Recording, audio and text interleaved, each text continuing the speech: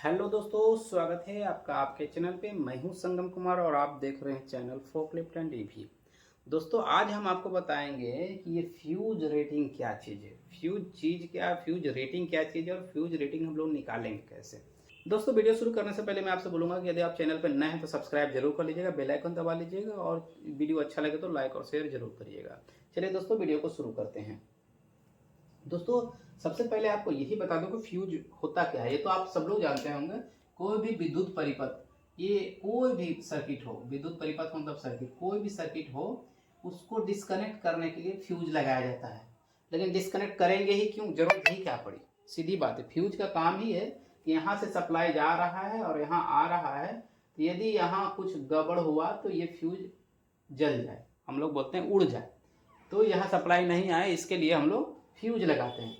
लेकिन ये फ्यूज को लगाने की जरूरत ही क्यों पड़ी, हमको ये सर्किट डिस्कनेक्ट करने की जरूरत ही क्यों पड़ी। भाई, हम तो सप्लाई देते ही इसलिए कि कोई सामान चले, लेकिन उस सामान का सप्लाई काटा ही क्यों जाए, मेन बात तो ये है।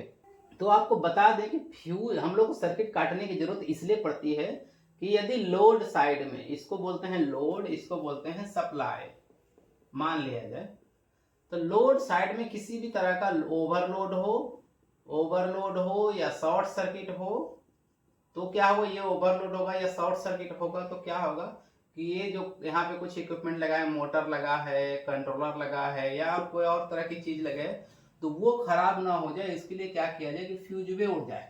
ये फ्यूज खराब हो जाएगा तो इसको सप्लाई नहीं जाने लगेगा, सप्लाई नहीं जाएगा तो फिर वो मशीन रुक जाएगा और शॉर्ट सर्किट या फिर ओवरलोड होने से बच जाएगा। क्योंकि यदि हमने मोटर को ओवरलोड दे रहे हैं, मुझे नहीं पता है ना, हम लोग को कैसे पता कि वो ओवरलोड में चला, उसका बेरिंग खराब हो गया, उसके आगे कोई चीज लगा है, वो चीज जाम हो गया है, या फिर शॉर्ट सर्किट हो गया, कहीं शॉर्ट सर्किट हुआ, एक दो बार एक प्लस माइनस शॉर्ट हो गया है, तो ये हम लोग को नहीं पता चलेगा। ये मशीनों को अपने आप ही पता चलेगा, ओवरलोड खुद जल जाएगा, लेकिन उसको बचाने के लिए फ्यूज लगाया जाता है। अब बोले ऐसा कौन सा इलेक्ट्रॉनिक पार्ट है फ्यूज, ऐसा क्या है कि इसको पता चल जाता है कि ये ओवरलोड हो गया या शॉर्ट सर्किट हो गया, कि इसको खराब हो जाना है। तो ये होता क्या है, मेन वही मुद्दा है। आखिर ये कैसे डिसाइड होगा, कैसे इसको पता चलेगा कि भैया अब हमको उड़ना है, अब नहीं उड़ना है। समझ रहे मेरी बात को, इसको कैसे पता चलेगा कि इसको अब उड़ना है, अब नहीं उड़ना है। तो वही चीज मेन चीज है। अब कब उड़ना है कब नहीं उड़ना वो हम डिसाइड करते हैं, वो हमारे और आपको डिसाइड करना है, ये नहीं डिसाइड करेगा।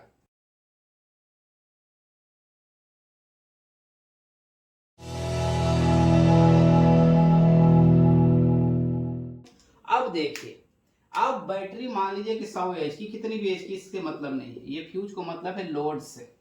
फ्यूज कभी भी कब जाएगा, वायर कभी भी जलेगा कब, जब लोड की साइड में ज्यादा करंट लेने की कोई कोशिश करेगा तो वो वायर जलेगा।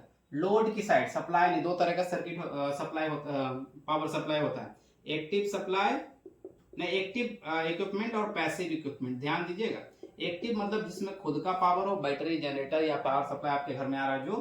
पैसिव मतलब जो किसी का पावर लेके घर चलाता है अपना, मतलब कंट्रोलर के पास अपना खुद का पावर नहीं, बैटरी से लेता है। मोटर के पास खुद का पावर नहीं, कंट्रोलर से लेके कंट्रोलर बैटरी से लेता है। मतलब ये लोगों के पास ये पैसिव है, ये पैसिव है, ये एक्टिव है। यहाँ पे तो क्या होगा, कहा जाता है लोड साइड में अधिक करंट ज्यादा लेने लगेगा तो ये फ्यूज उड़ जाएगा। अब करंट ज्यादा कितना लेगा तब उड़ेगा, वो हम लोग डिसाइड करेंगे। अब सपोज मानिए ये कंट्रोलर है 200 एम्पियर का, ठीक है, ये कंट्रोलर है 200 एम्पियर का, मोटर है 170 एम्पियर का, ठीक है। अब फ्यूज कैसे डिसाइड करेंगे, देखिए उससे पहले थोड़ी सी चीज बता दो, फ्यूज रेटिंग होती क्या चीज है। फ्यूज रेटिंग वो चीज है जो एक लोड साइड में जो जितना करंट लेना चाहिए उतने से कम करंट का एक फ्यूज लगाना होता है, उसकी रेटिंग होती है। रेटिंग मतलब फ्यूज की रेटिंग कैसे होती है, एम्पियर में। एक वीडियो मैंने बनाया था, उसमें लिखा था कि करंट को एम्पियर में मापते हैं, करंट जो होता है उसको एम्पियर में मापा जाता है। तो ये फ्यूज की रेटिंग क्या होगी, करंट में होगी, एम्पियर में होगी। तो अब डिसाइड करेंगे, देखिए 200 एम्पियर का कंट्रोलर है, 170 एम्पियर का मोटर है, तो अब सीधा से आप समझिए कि कितने एम्पियर का फ्यूज होना चाहिए। इसका मतलब क्या है, यदि इसको 170 एम्पियर मिला या 171 एम्पियर मिला तो लगभग इसके जलने के चांसेस हैं, ये जल ही जाएगा। इसको 201 एम्पियर मिल गया तो ये जल जाएगा। इसका मतलब क्या है, हमको क्या करना, सबसे लोएस्ट जो हमको सर्किट में जो सप्लाई लोड लगा हुआ है उससे कम का फ्यूज लगाना है। तो ये 170 एम्पियर का मोटर है, तो हम लोग यहाँ 150 एम्पियर का फ्यूज लगा देंगे, तो चलेगा ना। क्योंकि किसी भी चीज को आप फुल लोड पे नहीं चला सकते। आपको यदि क्षमता है 100 किलो उठाने के, तो आपको 100 किलो ही दे दिया जाए तो आप कितना देर चलोगे, लेकिन आपको हो सकता है कि आपको 80 किलो दिया जाए तो आप चलते रहोगे। तो किसी भी चीज को आप फुल लोड पे नहीं चला सकते। फुल लोड वो लोड है जिसपे जाके एकदम बेचारा एकदम मरते मरते चलेगा, चलेगा तो लेकिन मरते मरते चलेगा, वो लोड को फुल लोड बोला जाता है। तो फुल करंट नहीं दे सकते, इसलिए हम लोग 170 एम्पियर का अधिक मोटर है तो लगभग 150 एम्पियर का फ्यूज लगाएंगे, तो ये फ्यूज अपना खराब हो जाएगा। यदि यहाँ मोटर ओवरलोड हुआ तो, यदि 150 एम्पियर से ज्यादा लेने लगा किसी कारण से मोटर ओवरलोड हुआ तो ये फ्यूज खराब हो जाएगा, और खराब हो जाएगा तो कंट्रोलर भी बच जाएगा, मोटर भी बच जाएगा, बीच में जितना वायर लगा है वो भी बच जाएगा। समझ गए? फ्यूज रेटिंग कैसे निकालेंगे? अब सब आप तो ये समझ लिए कि एक कंट्रोलर, एक मोटर लगा हुआ है, ठीक है, एक कंट्रोलर लगा हुआ है, एक मोटर लगा हुआ है, इसमें बहुत सारी सर्किट लगी रहेगी, तो अब कैसे निकालेंगे? ये आपके घर के लिए भी एप्लीकेबल है, आपके घर में बल्ब लगा रहता है, पंखा लगा रहता है, फ्रिज लगा रहता है, एसी लगा रहता है, सबका कैलकुलेट करके वैसे ही निकलेगा। देखिए अब यही बात हम करते हैं। मान लीजिए कि ये ड्राइव कंट्रोलर लगा हुआ है, ठीक है, ड्राइव कंट्रोलर, एक और कंट्रोलर लगा देते हैं हाइड्रोलिक कंट्रोलर, ठीक है, एक और कंट्रोलर लगा दिया हाइड्रोलिक कंट्रोलर। देख लीजिए, माइनस निगेटिव को ब्लू कर देते हैं। अब एक हाइड्रोलिक कंट्रोलर लगे, अब फ्यूज कैसे लगेगा ये देखिए। अब यहाँ पे थोड़ा सा कंफ्यूजन रहेगा, यहाँ पे हाइड्रोलिक कंट्रोलर और हाइड्रोलिक मोटर, बराबर ना। अब फ्यूज कैसे लगेगा? मान लीजिए कि ये 170 एम्पियर का ये है और ये 200 एम्पियर का ये है, फ्यूज कैसे लगेगा? अब ध्यान दीजिएगा फ्यूज कैसे लगेगा। देखिए फ्यूज ऐसे लगेगा, आप ध्यान से देख, इसका कितना करंट है 200 एम्पियर, इसका कितना करंट है 170 एम्पियर, लोड इतना है ना, हम बोलेंगे 200 और 170 दोनों मोटर एक साथ चला दिए तो क्या होगा 370 एम्पियर लोड है इसके पास। अब हम 250 एम्पियर का लोड 150 एम्पियर का फ्यूज डालेंगे तो क्या लगता है आपको चलेगा? उड़ जाएगा फ्यूज, बिना मतलब बिना काम किए ही उड़ जाएगा। होता क्या है 10-20% कम लोड कम रेटिंग का ही फ्यूज डाल सकते हैं आप, 100% कम रेटिंग का फ्यूज नहीं डाल, 100% मतलब समझिए आधा रेटिंग का फ्यूज नहीं डाल सकते। यदि 100 एम्पियर का मोटर है तो हो सकता है 80 एम्पियर और 70 एम्पियर के आसपास का आप फ्यूज डालिए ज्यादा से ज्यादा, लेकिन आप हो सकता है ये 30 एम्पियर का फ्यूज डाल देंगे तो नहीं चलेगा ना। तो अब देखिए इस केस में क्या होगा, आपकी ओईएम बहुत सारी क्या करती है ना, डायरेक्ट यहीं पे फ्यूज लगाते हैं, जो कि बिल्कुल गलत है, 100% गलत। फ्यूज लगाना चाहिए यहाँ पे, अब दो सिस्टम लग गया तो फ्यूज लगना चाहिए यहाँ पे,